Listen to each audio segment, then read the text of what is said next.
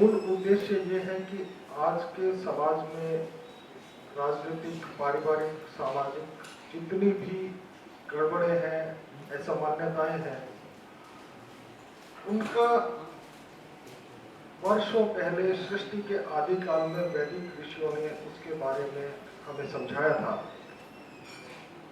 जीवन के सत्य के बारे में, सामाजिक दायित्वों के बारे में, राजनीतिक दायित्वों के बारे में और इस जीवन से पहले और इस जीवन के बाद की तमाम बातों के बारे में। आज हम लोग प्राय हर एक विषय में, विशेष तौर से आज का युवा बहुत सारी चीजें जानना चाहता है, बहुत सारी चीजें समझना चाहता है और उसको यथार्थ सत्य कहीं भी नहीं मिल पाता है, चाहे वो राजनीति हो, धर्म हो, समाज हो, रिश्ते हो। एंड सबसे बड़े आश्चर्य की बात यह है कि हम अपने उन पौराणिक लोगों को, जिन्होंने जीवन का परम सत्य या सनातन सत्य हमें वैदिक युग में ही दे दिया था, उसके बारे में एक तो जानकारी नहीं है और जो लोग जानकारी देने के लिए इस समय उपलब्ध है, वो लोग जानकारी न देकर अपने स्वार्थ सिद्धि में ज्यादा निहित है। उन्हीं सब तथ्यों को एक बार पुनः स्थापित करने के लिए हमने ये चैनल प्रारंभ किया है, सनातन सत्य। इसके माध्यम से बहुत सारी ऐसी चीजें हैं जो जब भी कोई भी दर्शक इसको जब देखेगा तो उसको लगेगा कि जीवन के, समाज के, धर्म के, परिवार के सभी विषयों पर हम एक यथार्थ और सनातन सत्य जो है उसका हम इसके माध्यम से प्रस्तुतिकरण करेंगे। और मेरा यह प्रयत्न रहेगा कि जो सत्य है, जो अद्भुत है, वो ही इसमें रहे। पौराणिक समय से सत्य की एक ही परिभाषा दी गई है कि जो पहले भी सत्य था, आज भी सत्य है और आने वाले समय में भी सत्य रहेगा, वही सत्य है। उन्हीं सब तथ्यों को इसके माध्यम से हम देना चाहते हैं। आज जितने भी हम इस पृथ्वी पर हैं, 700 करोड़ से ज्यादा मनुष्य, उन सबके सामने जितनी भी दिक्कतें हैं, अब कोई भी ये मानने को तैयार नहीं है कि उसका कारण वो स्वयं है। अब दूसरों को प्राय दोष दे सकते हैं, लेकिन जब भी हम किसी वस्तु को पूर्णतया तर्कपूर्ण तरीके से जब उसका एक तरह से उसको हम तर्क संगत प्रस्तुति के साथ देखेंगे तो निश्चित तौर पर हमें लगेगा कि यस, इसका कारण कहीं ना कहीं हम स्वयं हैं। तो इस चैनल के माध्यम से हम उन्हीं सब चीज़ों को देने की कोशिश करेंगे जिसको आप जानकर, उसको समझकर और थोड़ा बहुत अपने जीवन में उतारकर पहले से बेहतर जीवन जी सकें, यही एक प्रयास है। आप लोग इस विषय में कोई भी प्रश्न चाहें तो कर सकते हैं। धन्यवाद।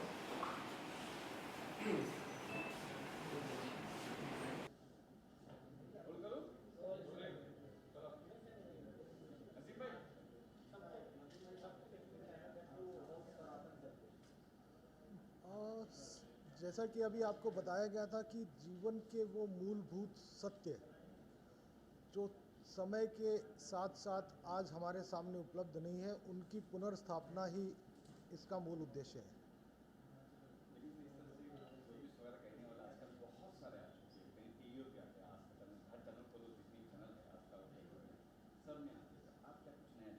बंधु, मैं पिछले 40 वर्ष से ज्योतिष का अंतर्राष्ट्रीय स्तर पर प्रयोग कर रहा हूँ एंड प्रोफेशनली ये 40 साल इस पूरे हो गए हैं इस साल। जितने भी टीवी चैनल्स हैं, प्राय सभी के मेरे पास हमेशा ऑफर रहे। हेलो हेलो, सभी का ऑफर रहा, राशिफल सभी का हमेशा ये रहा कि आप इस बारे में करिए। और मैंने कभी जीवन में ये प्रयोग नहीं किया। आपने देखा होगा कि मैं कभी टीवी पे नहीं आता। मेरे जितने भी राइटअप हैं जो मैंने हिंदुस्तान टाइम्स या दूसरे इंटरनेशनल पेपर्स में लिखे हैं, वो एक ही उद्देश्य के लिए लिखे हैं कि आज का जो युवा है, आज का जो समाज है, उसे ये बताया जाए कि कर्म के बिना कुछ नहीं होगा। जिस तरह से दुनिया भर के चैनल्स में ये सब आता है, उन सब चीज़ों को मैं शुरू से ही उनका मैं विरोध करता रहा हूँ। और सबको ये चाहिए कि वो सबसे पहले अपने जीवन को, अपने कर्म को, अपने दायित्वों को समझे और आगे बढ़े, क्योंकि ये सब चीज़ें कहीं काम नहीं आती है। ओके, जब आपका जब भी जिक्र आता है नरेंद्र मोदी का जिक्र अपने आप चला आता है, जुबान पे आपने प्रेडिक्ट किया था वो बने। जिस तरह का घमासान, राजनीतिक घमासान उत्तर प्रदेश में, वहाँ आप किसको प्रेडिक्ट करते हैं? वहाँ समाजवादी पार्टी है, कांग्रेस है, बीजेपी कुछ बताना चाहेंगे? देखिए, उत्तर प्रदेश में निश्चित तौर पर सरकार भारतीय जनता पार्टी बनाने जा रही है। कितने भी छद्मवेश हो, कितने भी राजनीतिक उठापटक हो, सरकार मोदी जी ही बनाने जा रहे हैं। उसके अलावा सर ये भी है, you also making a film, आप फिल्म भी बनाने जा रहे हैं, और फिल्म बनाने के पीछे क्या वजह है? और जैसे आपने युवाओं का जिक्र किया, किस तरह की फिल्म होगी? एक्चुअली मैं पहली बार 1984 में बम्बई में आया था हीरो बनने, और एक फिल्म एज हीरो की जरीना वहाब, अंजू महेंद्रू, मंगल ढिल्लों के साथ। उसके बाद मैं निर्देशन में चला गया एंड बहुत सारी डॉक्यूमेंट्री फिल्में एंड एक मशहूर टेलीविज़न सीरीज़ भारत के संत, जिसमें मुकेश खन्ना लीड रोल में थे, वो हमने बनाई। एंड क्योंकि मैं ज्योतिष को समझता हूँ और जानता हूँ, मुझे ये लगा कि अब मुझे अपने पारिवारिक दायित्व पूर्ण करने चाहिए, और मैं काफ़ी वर्षों के लिए बॉम्बे से दूर रहा। अब क्योंकि पारिवारिक दायित्व नहीं है, तो जीवन की जो बची हुई महत्वाकांक्षाएं हैं उनको पूरा करने का समय आ गया है। एंड मेरा राजनीतिक पृष्ठभूमि भी है, और 99 में मैंने लोकसभा इलेक्शन भी लड़ा था अजमेर से।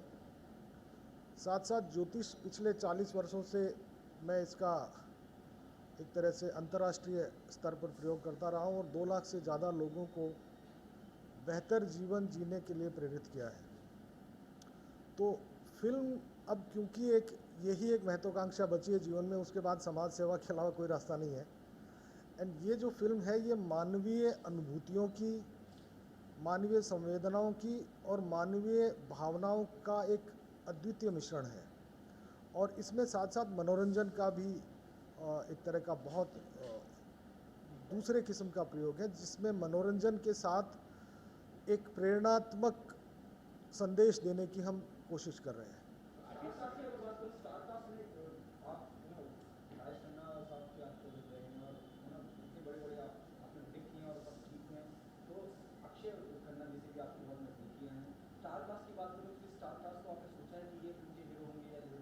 देखिए, अक्षय जी राजेश खन्ना जी के दामाद हैं। राजेश खन्ना जी मुझे हमेशा अपना छोटा भाई समझते थे, तो हमारे लिए भी वो दामाद की तरह से हैं, और रिश्तेदारी में व्यवसाय नहीं किया जाता। एंड पिछली बार जो मेरा इंटरव्यू था इसी जगह पे प्रेस कॉन्फ्रेंस में, मैंने उस समय ये कहा था कि आने वाले समय में नए निर्माता, निर्देशक, अभिनेता और संगीतकारों का समय आ रहा है, और मेरा पूरा प्रयत्न रहेगा कि इसमें नए लोगों को मैं मौका दूं, और उनमें जो प्रतिभाएं हैं उनको प्रस्फुरित होने का मौका दिया जाए। और आने वाले 3 साल उन्हीं लोगों के हैं, क्योंकि आने वाले 3 साल में बहुत सारे नए लोग आने वाले हैं, बहुत सारी नई प्रतिभा फिल्म इंडस्ट्री में आने वाली है। आगे आप किससे काम करने वाले हैं? कौन है आपकी टीम में? अभी सब्जेक्ट पे काम चल रहा है। असल में मैं 2 फिल्में बनाने जा रहा हूँ। एक रियल लाइफ स्टोरी है, एक बायोपिक है, और उनका स्क्रिप्ट का काम शुरू हो गया, बिकॉज मैं बहुत वर्षों के बाद बॉम्बे आया हूँ, और अक्टूबर से ही मैं बॉम्बे में रह रहा हूँ। सो आई थिंक आने वाले 3 महीनों में स्क्रिप्ट का काम कंप्लीट हो जाएगा, एंड जुलाई ऑनवर्ड्स हम शूटिंग शुरू कर देंगे। सर, बायोपिक की अगर बात कर रहे हैं आप, किस शख्सियत की बायोपिक होगी? अगर ये एक बहुत महान महिला है, और उसको हमारे हर घर में जाना जाता है, लेकिन उसके जीवन के बारे में लोग नहीं जानते, तो अभी इस बारे में नहीं कहेंगे। लेकिन वो जब लोग देखेंगे तो उनको लगेगा कि मैंने काफ़ी गंभीरता से उस पर रिसर्च किया, और वो लोगों के सामने उसकी सही कहानी जानी चाहिए। असल में वो महिला पूरी मानव जाति की है, वो हमारा वसुंधैव कुटुंबकम को रिप्रेजेंट करने वाली महिला है।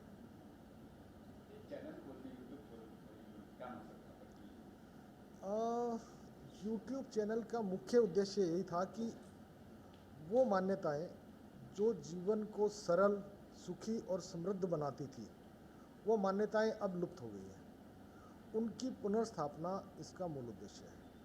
सर, जैसे आपने कहा कि इन 3 फिल्मों में बहुत नया टैलेंट आएगा बॉलीवुड में।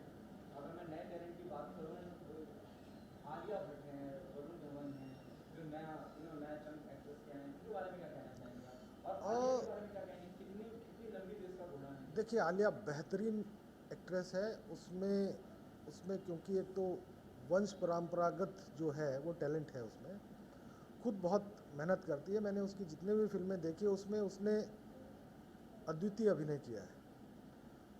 वरुण भी निश्चित तौर पर बेहतरीन आर्टिस्ट हैं। तो इनके बारे, क्योंकि ये स्थापित लोग हैं, स्थापित लोगों में भी वही लोग चलेंगे जिनमें वाकई अभिनय क्षमता है। मैंने पिछली बार भी अपने साक्षात्कार में कहा था कि वो लोग अब नहीं चलेंगे जिनके पीछे किसी का नाम है और जिसके पीछे टैलेंट नहीं है। तो ये प्रतिभा का दौर है। सिद्धार्थ मल्होत्रा के बारे में क्या कहना चाहेंगे? He started his career with Varun Dhawan. Siddharth Malhotra का बेसिकली ये है कि उसके पास अभिनय की क्षमता अपूर्व है। उसको अच्छा मौका मिलेगा तो वो निश्चित तौर पर प्रूव करेगा। सर, आपने जैसे कहा कि आप खुद हीरो बनना चाहते थे। था, बन भी गया था। हाँ, और अब वापस आप रुक किया आपने, और आप क्योंकि आपको लगता है कि आप बहुत कुछ कर लिया, आप जीवन में जो मैं अपने लिए करना चाहता था वो करो, जी, इसलिए आप 2 फिल्मों का निर्माण कर रहे हैं। तो क्या आप भी ऑन स्क्रीन नजर आएंगे? हो सकता है उसमें कुछ अगर कैरेक्टर ऐसे होंगे जिनको मुझे लगेगा कि मैं उसको कंफर्टेबली कर सकता हूं तो मैं निश्चित तौर पर करूंगा।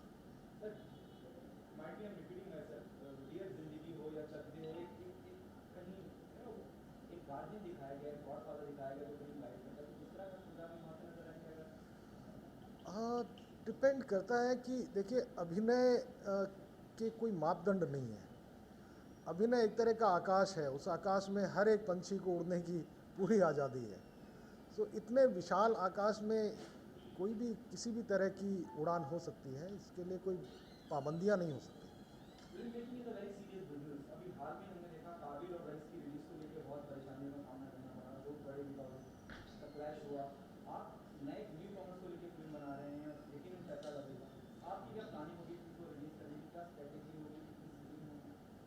एक्चुअली मेरा दो चीज़ों में बड़ा विश्वास है, एक भाग्य और एक भगवान।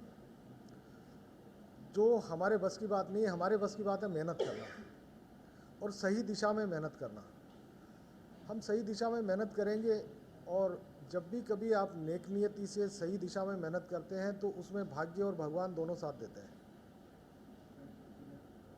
सर, आपका करीना कपूर के साथ बड़ा कनेक्शन रहा है। आपने बेबी के बारे में भी कनेक्शन करा था। जी। अभी हाल ही में न्यूज़ है कि करीना कपूर का बेबी का नाम काफ़ी एक हेट काइंड ऑफ सिंबल बन गया था। क्या लगता है कि करीना कपूर को अपने बेबी का नाम चेंज करना चाहिए? सैफ अली खान हाल ही में सोच रहे थे। देखिए, असल में जो मुझे जितना समझ में आता है, तैमूर का मतलब होता है फौलाद या फौलाद जैसा शक्तिशाली।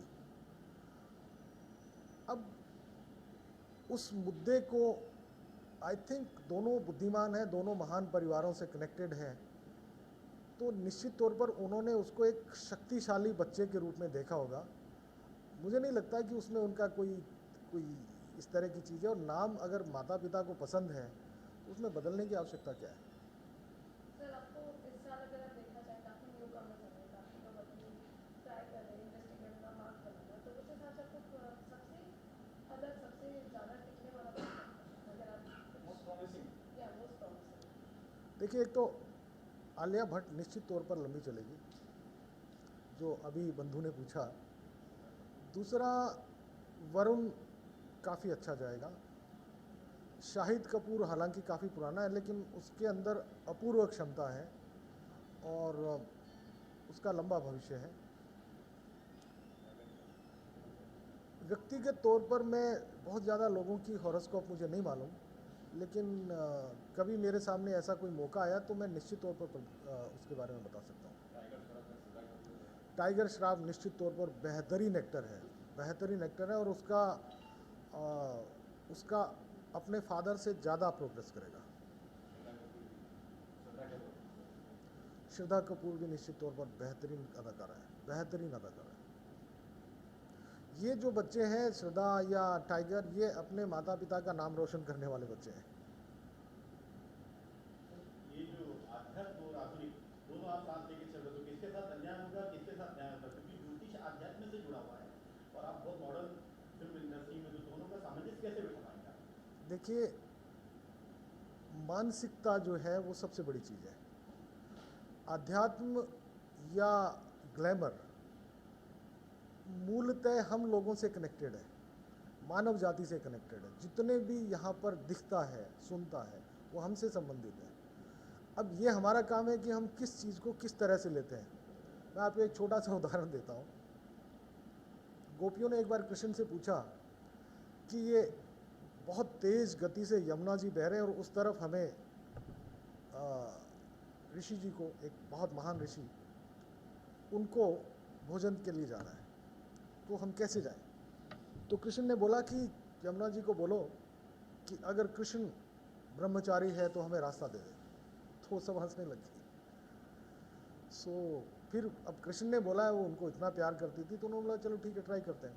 तो यमुना को उन्होंने बोला कि अगर कृष्ण ब्रह्मचारी है तो हमें रास्ता दो। यमुना जी ने रास्ता दे दिया। एंड वहाँ जाके जब महान ऋषि को उन्होंने भोजन दिया, उन्होंने तृप्ति से सबका भोजन कर लिया। तो फिर उनको ध्यान में आया कि वापसी के लिए तो कृष्णा से पूछा नहीं, अब कैसे जाएं? तो उन्होंने ऋषि से पूछा कि हम वापस कैसे जाएं? तो उन्होंने बोला कि यमुना जी को बोलना कि अगर मैं जन्म से ही निराहारी हूँ तो मुझे रास्ता दे दो। तो फिर उन्होंने हंसी कि अभी हमने सारे गांव का भोजन कराया है। उन्होंने बोला एंड उन्होंने रास्ता दे दिया। तो जब वो वापस आए कृष्णा के पास तो उन्होंने पूछा ये क्या माजरा है, आप तो कलाकार हैं और ये मतलब हमारे सामने इतना बड़ा भोजन किया है। तो कृष्ण ने कहा कि ये सब आपके अटैचमेंट का मामला है। आप जीवन को जैसा चाहिए वैसा जिए, उससे अटैच मत होइए, क्योंकि अगर आप अटैच हो गए तो आप फंस गए। तो इसलिए मैं सब कुछ करता हूँ लेकिन मैं उसमें मानसिक या शारीरिक रूप से इन्वॉल्व नहीं हूँ। यही अध्यात्म है और यही फिल्म है। Thank you.